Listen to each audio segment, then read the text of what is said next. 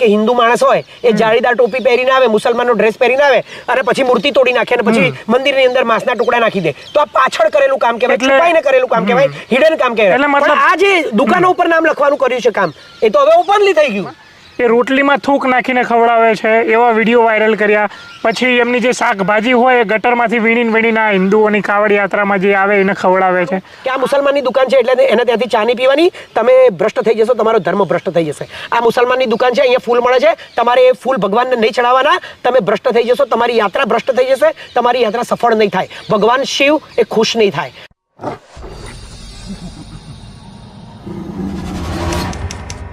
નમસ્કાર, ક્રાંતિ માર્ગથી હું વિમિત કુમાર. સાથીઓ, તમામ રાજ્યોની અલગ અલગ ધાર્મિક પ્રથાઓ હોય છે, અલગ અલગ ધાર્મિક નીતિ નિયમો હોય છે, રીત રિવાજો હોય છે. એવી રીતે જેમ આપણે ગુજરાતની અંદર જે ધર્મના લોકો, હિન્દુ ધર્મના લોકો જે અંબાજીની યાત્રા કરે છે, ચોટીલાની યાત્રા કરે છે, રથયાત્રા કરે છે, એવી રીતે ઉત્તર પ્રદેશની અંદર કાવડ યાત્રા થાય છે. અને આ જે કાવડ યાત્રા જે થાય છે એનો જે રૂટ આવે છે, જે રસ્તો આવે છે, એ રસ્તાની બાજુમાં જેટલી દુકાનો હોય એ દુકાનોના જે નામ હોય એ જૂના નામ કાઢી નાખવાના. પણ ઉત્તર પ્રદેશ સરકારે એવો નિયમ બનાવ્યો છે, પણ જેટલી દુકાનો જે જૂની હતી, જે જૂના નામવાળી હતી, હવે એને નવું નામ આપવાનું. અને નામ કોનું આપવાનું ખબર છે?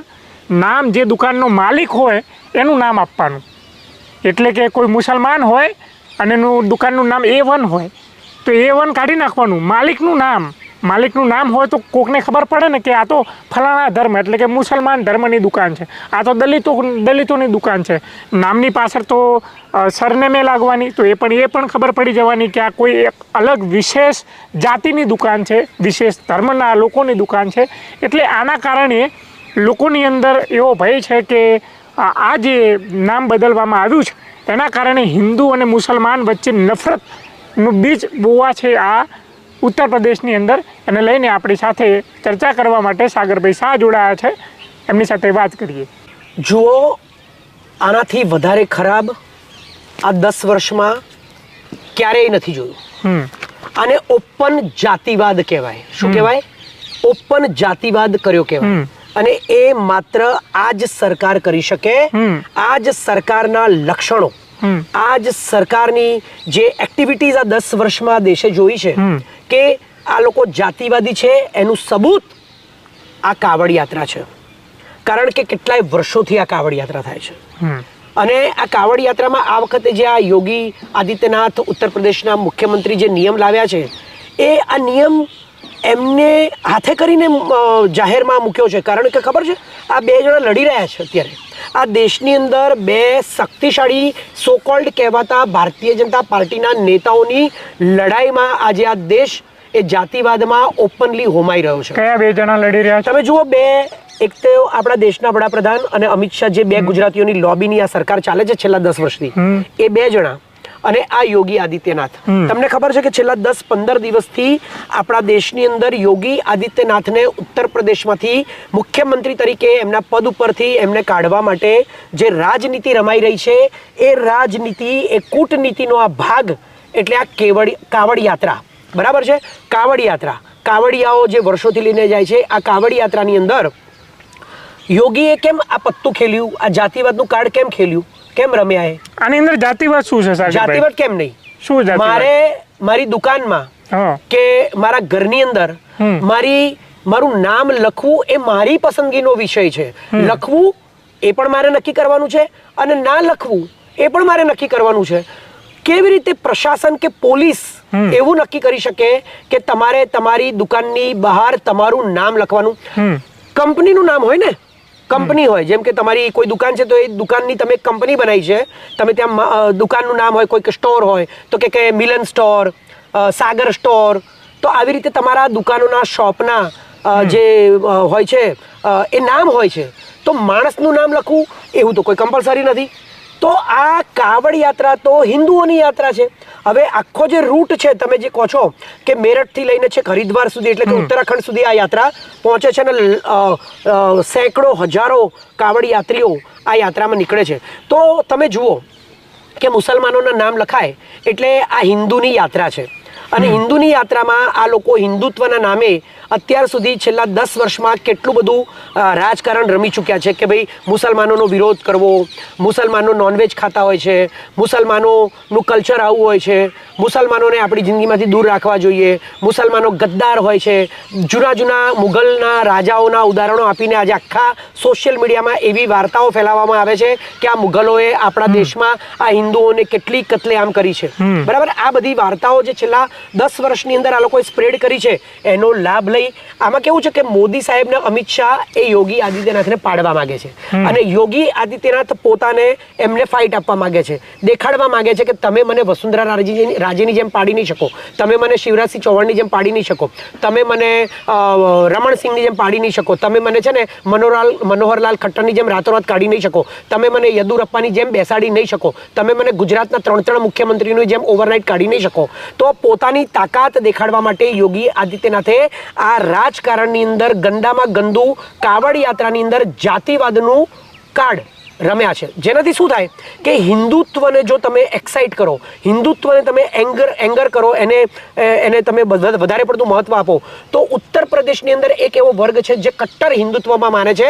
આ મોદી, યોગી અને શાહની જે પહેલા 10 વર્ષની જે હિન્દુત્વની જે રાજનીતિ છે એમાં માને છે. તો જો યોગી આ હિન્દુત્વનું કાર્ડ રમે તો ત્યાંનું જે વોટ બેંક છે, યોગીના સમર્થકો છે, એ બધા હિન્દુત્વના કારણે એ એંગરમાં આવે, ગુસ્સામાં આવે. અને અત્યારે સરકાર કોની છે? મોદી સરકાર નથી, એનડીએ સરકાર છે. હવે એનડીએ સરકારમાં માત્ર હિન્દુત્વવાદી લોકો નથી જોડાયેલા, એમાં નીતિશ કુમાર જોડાયેલા છે, એમાં ચિરાગ પાસવાન જોડાયેલા છે, એની અંદર આરએલડી વાળા જયંતભાઈ જોડાયેલા છે, આવા ઘણા બધા લોકો એમાં જોડાયેલા છે. જેમ કે અજીત પવારની એનસીપી છે, પછી શિંદે જે છે, ઉદ્ધવ ઠાકરે છે. તો આ લોકો કટ્ટર હિન્દુત્વવાદી લોકો નથી. અલગ અલગ ડેમોક્રેટિક લોકો પણ આમાં જોડાયેલા છે, જે લોકો મુસલમાનોને પણ એટલું જ મહત્વ આપે છે, મુસલમાનોના વોટથી લોકો જીતે છે. અને આ દેશની અંદર મુસલમાનો દરેક કાર્યોમાં જોડાયેલા છે. તમે જુઓ, ફૂલોના કામ હોય તો મુસલમાનો કરે છે, ચપ્પલો બનાવવાની હોય તો મુસલમાનો કરતા હોય છે, નાની નાની દુકાનોમાં મુસલમાનો કામ કરતા હોય છે. તમે જુઓ કે આપણા ભારતની અંદર કાશ્મીરની અંદર જ આપણું વૈષ્ણોદેવનું તીર્થસ્થાન આવેલું છે. તો ત્યાં આગળ બધા જે યાત્રીઓ ભારતમાંથી જાય છે તો ત્યાંનું બધો કાર્યભાર ત્યાંના મુસલમાનો સંભાળે છે. તો શું મુસલમાનોના હાથે કરેલા કોઈ કામો કે કોઈ કલા કે કોઈ ક્રાફ્ટ કે કોઈ વસ્તુ કે કોઈ ધારો કે ખાવાની વસ્તુ હોય, પીવાના શરબત હોય, ચા હોય, મસાલા હોય, નાસ્તા હોય, શું તમે નથી ખાતા? અને એ ખાવાથી શું તમારો ભ્રષ્ટ થઈ જાય ધર્મ? પરંતુ આ ભેદભાવ ઊભો કરીને આ કાવડ યાત્રા અને આ નિયમ આ લાવ્યા છે, એનું કારણે જે બે ભાગ પડી જાય, હિન્દુ અને મુસલમાનની અંદર નફરત ફેલાય, અને જો યોગીને યોગીના સમર્થકો વધી જાય તો મોદી અને શાહને ફાઇટ આપી શકે. આ જ એમની મનસા છે. અને તમે જુઓ કે નીતિશ કુમારે એમના જે પ્રવક્તા છે કેસી ત્યાગી, એમના દ્વારા સ્ટેટમેન્ટ આપી દીધું છે કે આ ખોટું થઈ રહ્યું છે, આ નહીં ચાલે. કારણ કે નીતિશ કુમાર તો એમના બિહારની અંદર મુસલમાનોને સપોર્ટ કરે છે, બરાબર છે. એવી રીતે તમે જુઓ કે ચિરાગ પાસવાને પણ એની ઉપર સ્ટેટમેન્ટ આપી છે કે this is very bad rule Yogi Adityanath has brought, બરાબર છે. અને જયંતભાઈ જે છે આરએલડી વાળા, એમના પ્રવક્તાએ પણ સ્ટેટમેન્ટ આપ્યું છે. તો આજે નરેન્દ્ર મોદી અને અમિત શાહના ગઠબંધનમાં જોડાયેલા નેતાઓ યોગી આદિત્યનાથ લાવેલા આ રૂલનો વિરોધ કરી રહ્યા છે અને યોગી આદિત્યનાથ આને સ્ટ્રોંગલી લાવવા માંગે. મતલબ તમારું કહેવું એવું છે કે યોગી આદિત્યનાથે એક નવો દાવ ખેલ્યો છે કે આ ગઠબંધન વાળી સરકારને બદનામ કરવાનો. અરે આ પોતે બે જણા જે લડી રહ્યા છે, મોદી શાહ વર્સેસ યોગી, એ બેની લડાઈમાં આજે આ લોકો જે હત્યા દિવસ ઉજવવા જઈ રહ્યા છે 50 વર્ષ પહેલા થયેલી ઇમરજન્સીને લઈને, તો આ લોકો શું કરી રહ્યા છે? આ ઓપન જાતિવાદ કરી રહ્યા છે. જબરજસ્તીથી પોલીસ પ્રશાસન અને સરકાર એ લોકોને કહી રહી છે કે તમારી દુકાનોમાં, તમારી શોપ્સમાં, તમારી હોટેલ્સમાં, તમારા રેસ્ટોરન્ટ્સમાં, આ રૂટની અંદર આવતા તમામ એવા સ્થળ કે જ્યાં આગળ કંઈ વેચાતું હોય, કોઈ ધંધો થતો હોય, કોઈ કમાતું હોય, તો એવા લોકોએ પોતાના નામ લખવા, જેથી આ હિન્દુઓની સોકોલ્ડ કહેવાતા, આ તો યોગી આદિત્યનાથ માટે હિન્દુ, અહીંયા તો હિન્દુ મુસલમાનોમાં કોઈ ભેદભાવ દેશમાં રહ્યો જ નથી. સાગરભાઈ, આટલા વર્ષોથી આ યાત્રા થઈ રહી છે, કોઈ ભેદભાવ નથી થયો. અને પહેલી વખત જ કેમ કરવામાં આવી રહ્યું છે? કારણ કે ઓપન જાતિવાદ કરી રહ્યા છે, અને અઘોષિત આપાતકાલ જ કહી શકાય. સાગરભાઈ, કહેવામાં એક મત એવો આવે છે કે જે મુસલમાનની જે દુકાનો હોય છે, એ મુસલમાનના જે કર્મચારીઓ કામ કરતા હોય દુકાનમાં, એ રોટલીમાં થૂક નાખીને ખવડાવે છે, એવા વિડીયો વાયરલ કર્યા. પછી એમની જે શાકભાજી હોય એ ગટરમાંથી વીણીને આ હિન્દુઓની કાવડ યાત્રામાં જે આવે એને ખવડાવે છે. આવા મત આ સોશિયલ મીડિયાની અંદર જે હિન્દુવાદી જે તત્વો છે બધા મૂકતા હોય છે, વિડીયો વાયરલ કરે. અરે આ બધું મૂકતા નથી, એના સબૂત પણ મળ્યા છે. તમે જો અયોધ્યાથી લઈને ઉત્તર પ્રદેશમાં એવા કેટલાય હિન્દુઓના ધાર્મિક સ્થળની આગળ એ જ મંદિરમાં કામ કરતા પૂજારીઓ કે પછી ગૌ ભક્તો કે પછી હિન્દુના કટ્ટર હિન્દુત્વવાદી વાળા માણસો એ માંસના ટુકડા નાખે છે, મૂર્તિઓ તોડી નાખે છે પોતે જાતે હિન્દુની, અને પછી કહે છે કે મુસલમાન લોકોએ તોડી. અને એ જે તોડવા વાળા હોય છે ને એ પણ હિન્દુના જ લોકો હોય છે ને, જાળીદાર ટોપી પહેરીને આવે છે, મુસલમાનના કપડાં પહેરીને આવે છે. એના સબૂત મળ્યા છે, પોલીસોએ પકડ્યા છે. એમને જે પૂછતાછ કરવામાં આવી છે એની અંદર એ લોકોએ કબૂલ કર્યું છે કે હિન્દુ મુસ્લિમ નફરત ફેલાવવા માટે એક ધડો, એક વર્ગ એવો પેદા કરવામાં આવ્યો છે અમુક રાજ્યોની અંદર કે જે આ કાર્ય કરી રહી છે. એટલે આ લોકો જે પાછળ કરતા હતા ને, આ બધું કરતા જ હતા, છુપાઈને કરતા હતા, ડ્રામા કરીને. હવે તમે જો પાછળ મતલબ એ કે હિન્દુ માણસ હોય એ જાળીદાર ટોપી પહેરીને આવે, મુસલમાનનો ડ્રેસ પહેરીને આવે અને પછી મૂર્તિ તોડી નાખે અને પછી મંદિરની અંદર માંસના ટુકડા નાખી દે, તો આ પાછળ કરેલું કામ કહેવાય, છુપાઈને કરેલું કામ કહેવાય, હિડન કામ કહેવાય. પણ આ જે દુકાનો ઉપર નામ લખવાનું કર્યું છે કામ, એ તો હવે ઓપનલી થઈ ગયું કે હિન્દુ મુસ્લિમ હવે નક્કી જ કરી નાખવાનું કે આ મુસલમાનની દુકાન છે એટલે એને ત્યાંથી ચા નહીં પીવાની, તમે ભ્રષ્ટ થઈ જશો, તમારો ધર્મ ભ્રષ્ટ થઈ જશે. આ મુસલમાનની દુકાન છે, અહીંયા ફૂલ મળે છે, તમારે એ ફૂલ ભગવાનને નહીં ચડાવવાના, તમે ભ્રષ્ટ થઈ જશો, તમારી યાત્રા ભ્રષ્ટ થઈ જશે, તમારી યાત્રા સફળ નહીં થાય, ભગવાન શિવ એ ખુશ નહીં થાય, કારણ કે આ યાત્રા તો ભગવાન શિવ માટે નીકળે છે. પણ